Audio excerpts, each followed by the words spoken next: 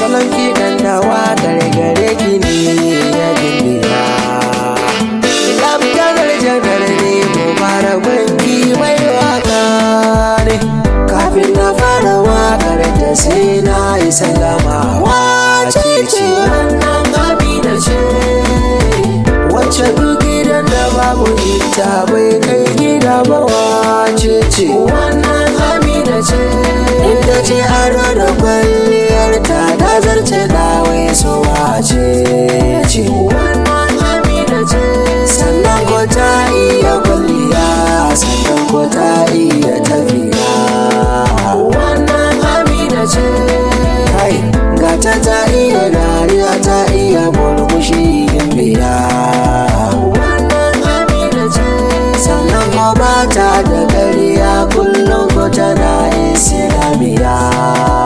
Wannan Amina ce, wai wace ce wacce ba ta bi kawayen banza a hanya. Wannan Amina ce, mai haƙuri da kyautatawa, sannan kike baraniya.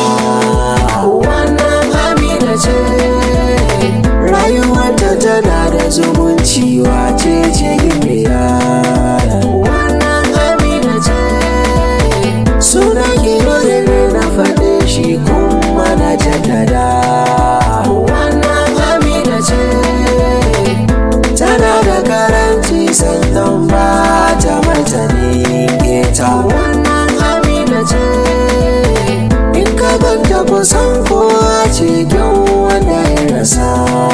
Wannan Amina ce, mai kiyaye kuma ya huta, mai bidar ki ya ƙara himma. Wannan Amina ce, ko cikin mata wacce ba ta da girman kai. Wace ce wannan Amina ce, wacce ba ta yaudara ga samari. Wai wace ce wannan Amina ce, wacce ta iya lafuza da kalami da soyayya. Wace ce wannan Amina ce, wacce ta iya kallo da murmushi. Shin wai wace ce wannan Amina ce, wacce take da ilimi Arabic boko. Wai wace ce wannan Amina ce, wacce ba ta sa'insa sannan ba ta da rangace.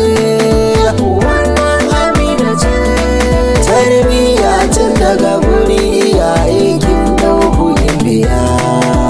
Wannan Amina ce, duk inda zaki je kina tare da